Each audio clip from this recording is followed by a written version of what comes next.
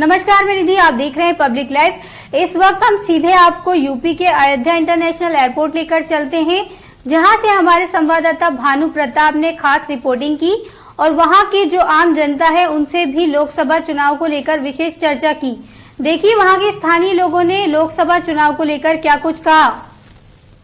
आप सब देख रहे हैं मेरे साथ पब्लिक लाइव। मैं हूं भानु प्रताप। आज हम अयोध्या में मौजूद हैं। इस समय अयोध्या में जिस जगह हम खड़े हैं, ये अयोध्या इंटरनेशनल एयरपोर्ट को जो रास्ता पीछे देख रहे हैं जा रहा है। यहाँ से जो ये रास्ता आप देख रहे हैं इंटरनेशनल एयरपोर्ट की ओर जाता हुआ, पीछे जो हमारे पीछे आप दृश्य देख सकते हैं वो इंटरनेशनल एयरपोर्ट है, जो कि अयोध्या श्री राम एयरपोर्ट के नाम जाना जाता है। यहाँ पर 30 दिसंबर 2023 को आदरणीय प्रधानमंत्री, जो देश के प्रधानमंत्री जी मोदी जी आने वाले हैं इसका उद्घाटन करने के लिए। तो अभी हम कुछ देर बाद आगे जाएंगे और जो वहाँ का दृश्य दिखाएंगे, जो तैयारियां चल रही हैं उद्घाटन की, उसके बारे में भी चर्चा होगी। और आइए यहाँ के कुछ लोगों से बात करेंगे जो कि इस इंटरनेशनल एयरपोर्ट का उद्घाटन होने जा रहा है, मोदी जी उद्घाटन करने वाले हैं, इसके बारे में लोगों की क्या राय है। जी भैया, आपका नाम? मेरा नाम नितिन पांडे है जी। मैं यहीं बगल का ही निवासी हूँ। यानी आप अयोध्या के निवासी? जी, अयोध्या के। आप यहाँ के स्थानीय निवासी? यहीं एयरपोर्ट के पास में ही घर है हमारा। अच्छा। तो जैसे आपने इस एयरपोर्ट को बनते तो देखा ही होगा? जी, ये जब से शुरू हुआ है तब से हम लोग लगातार जो है देख रहे हैं, यहाँ आ भी रहे हैं और बहुत तेज काम चल रहा है। और हम लोग यहाँ के सभी अयोध्यावासी भगवान श्री राम के यहाँ के निवासी हैं और हम लोग को बहुत गर्व है। बहुत गर्व है।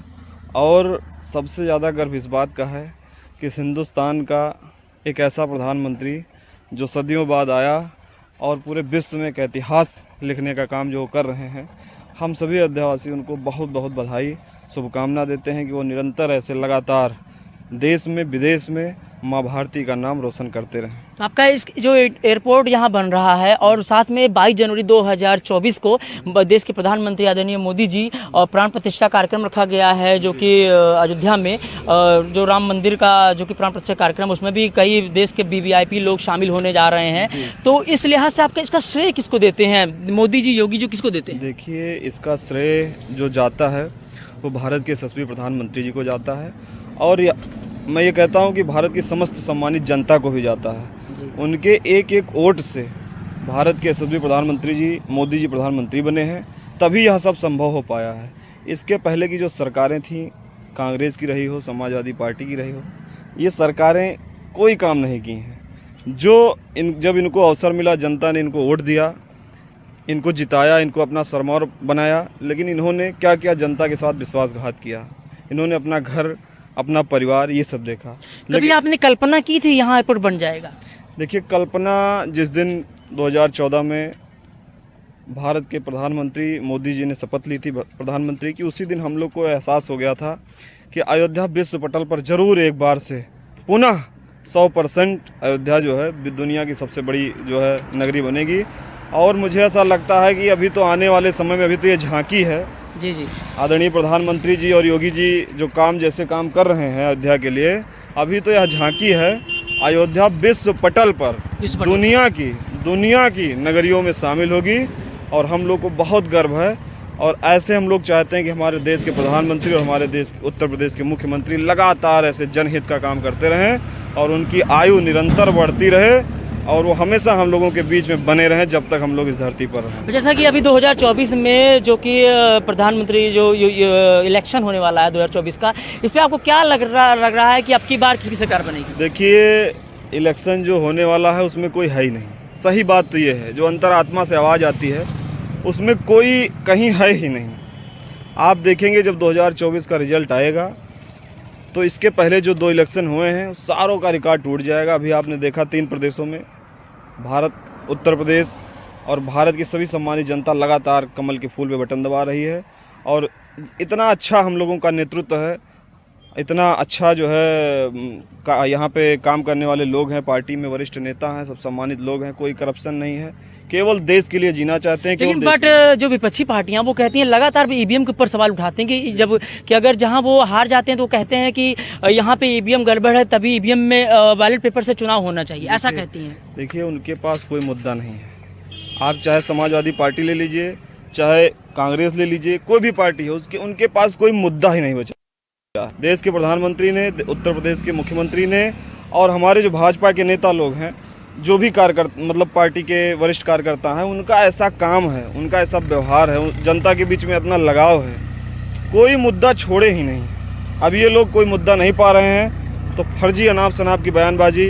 अब तमिलनाडु में जीत गए आप तो वहाँ ईवीएम नहीं खराब थी? आप बताइए, आप हमें बताइए। जब तमिलनाडु में आप जीत रहे हैं, पंजाब में आप जीत रहे हैं, तमाम प्रदेशों में आप जब चुनाव जीत रहे हैं तो वहाँ ईवीएम नहीं खराब है। लेकिन तब भी इनका कहना है कि इनको ईवीएम पे डाउट है, तो ईवीएम पे डाउट है तो चुनाव जो है बैलेट पेपर से हो जाना चाहिए। भाई देखिए, इनको डाउट है तो अपना, जैसे अगर किसी के मानसिक समस्या हो जाए तो अपना इलाज कराएगा ना। अगर इनको कोई मानसिक समस्या है, कोई बीमारी है तो अपना इलाज करा लें। अगर ठीक हो जाएंगे ये तो इनको एहसास हो जाएगा कि हाँ, इसके पहले अखिलेश यादव 125 सीट जीतते हैं यहाँ समाजवादी पार्टी उत्तर प्रदेश में। अगर ईवीएम खराब होती तो 125 सीट कैसे जीतते बताइए आप? फिर आप ईवीएम को मानिए ही ना, चुनाव ही ना लड़िए। आप क्यों लड़ रहे हैं चुनाव? जब जीत जाते हैं तो ईवीएम सही हो जाती है। सर, सारी दुनिया आधुनिक जीवन में जी रहा है, लोग जो है चांद तारों पे जा रहे हैं जी, हम सूर्य पे जा रहे हैं, तो हम ईवीएम की अगर लेके बात करें जी तो गलत है ना? बहुत गलत है, बहुत गलत है। दुनिया टेक्नोलॉजी पे भरोसा कर रही है, हमारा देश भी टेक्नोलॉजी पे भरोसा कर रहा है और टेक्नोलॉजी में नंबर 1 बनता हुआ चला जा रहा है। सभी दुनिया के जो देश हैं भारत को विश्व गुरु मानने के लिए तैयार हो रहे हैं, लेकिन अब हमारे देश के ही कुछ, अब जिनको कहते हैं गद्दार कह लीजिए, जो यहीं रह के यहीं खाते हैं और गाते दूसरे देशों की हैं, उन लोगों से क्या उम्मीद की जाए? वो लोग यही कहेंगे। जैसा कि अभी आपने बताया 2024 में कि आपको पूरा कोई शक ही नहीं है इसमें कि मोदी के अलावा कोई दूसरा प्रधानमंत्री बनेगा या तो किसी भी पार्टी का, तो ऐसे ही अयोध्या जो है विश्व स्तरीय पे है, अयोध्या जो है विश्व स्तरीय माना जाता है, तो आगे लग रहा है कि अयोध्या का जो विकास है इससे भी ज़्यादा होने की। देखिए, हमने आपको बता दिया कि यह जो विकास है अयोध्या का जो विकास है, अभी ये शुरुआत है। जैसे 100 में हम 5% अभी हैं, अभी हमको 95% अयोध्या को और सुंदर बनाना है और अच्छा बनाना है। अभी आप 2, 3, 4 साल बाद यहाँ जब आएंगे तो आप देखेंगे यहाँ से सीधा दुबई के लिए फ़्लाइट, यहाँ से देखेंगे आप सीधा इंग्लैंड के लिए फ़्लाइट, अमेरिका के लिए फ़्लाइट। तो ये बहुत बड़ी नगरी बनने वाली है। बस भगवान से यही मनाते हैं कि हमारे देश के प्रधान और ऐसा काम करते रहें और उत्तर प्रदेश के मुख्यमंत्री योगी जी रहें, जो लगातार जनता का काम करते रहें। और हम लोग अयोध्या में हैं, इसलिए बहुत गर्व है। भगवान श्री राम से करबद्ध निवेदन करते हैं, उनके चरणों में प्रार्थना करते हैं कि इन दोनों लोगों को हमेशा अमर रखें और ये अपना जनहित का काम करते हैं। जी धन्यवाद आपका। आइए कुछ एक लोग से और बात करते हैं। जी भैया, आपका नाम? मेरा नाम मुकेश यादव है। ये जो एयरपोर्ट बन रहा है जहाँ हम खड़े हैं, ये हमारा वार्ड ही है। मैं हासापुर गांव का प्रधान था। जी। तो अभी जैसा जो एयरपोर्ट बन रहा है, अभी 23 दिसंबर 2023 को आदरणीय प्रधानमंत्री, देश के प्रधानमंत्री मोदी जी आने वाले इसका उद्घाटन करने वाले हैं, तो आपको कैसा लग रहा है? मैं माननीय प्रधानमंत्री का स्वागत करता हूँ, लेकिन जो ये एयरपोर्ट बन रहा है इसमें बहुत से जो गरीब हैं उनकी ज़मीन चली गई है, लेकिन उनके ज़मीन का उचित मुआवजा नहीं दिया गया है। माननीय प्रधानमंत्री जी को, मुख्यमंत्री जी को सोचना चाहिए कि कम से कम यहाँ जिसका ज़मीन गया है उसको उचित मुआवजा मिलना चाहिए। और रही बात, सरकार को ये चाहिए कि कम से कम शिक्षा सस्ती हो और चिकित्सा सस्ता हो। सब तो कर रहे हैं, लेकिन बताइए शिक्षा कितना महंगा है। कोई गरीब बच्चा पढ़ा नहीं पा रहा है और दवाइयाँ कितनी महंगी, बताओ अस्पताल में तो इतने महंग वो हैं। इनको चाहिए कि शिक्षा चिकित्सा दोनों सस्ती होनी चाहिए। तो आपकी मांग सरकार से रखना चाहते हैं कि जो गरीबों के लिए कुछ करे सरकार और शिक्षा सस्ती करे। और दूसरा नंबर, जैसा आप बताएं कि यहाँ पे कुछ लोगों को मुआवजा नहीं मिल सका। मुआवजा बहुत लोग को मिला है, बहुत कम मिला है। जिसका बताइए 10 लाख की ज़मीन है उसको 1 लाख दिया गया है। ये अच्छी बात है, सरकार को सोचना चाहिए। कम से कम हम बन रहे हैं, हमको स्वागत करते हैं, लेकिन कम से कम विकास, देखिए कुछ चीज़ें जैसे विकास होती है, जहाँ पे विकास होता है कुछ चीज़ें की प्रॉब्लम भी आती है। हाँ, तो प्रॉब्लम आती है, मतलब किसी के बताइए, किसी माताएं बहनों के बताओ आंसू, बहुत लोग रोए हैं, बहुत लोग इसमें बेघर हो गए हैं। तो सरकार को ये भी सोचना चाहिए कि भाई उचित मुआवजा दिया जाए। ये बताइए, अखिलेश यादव मुख्यमंत्री थे, जब वो बना था क्या कहते हैं रोड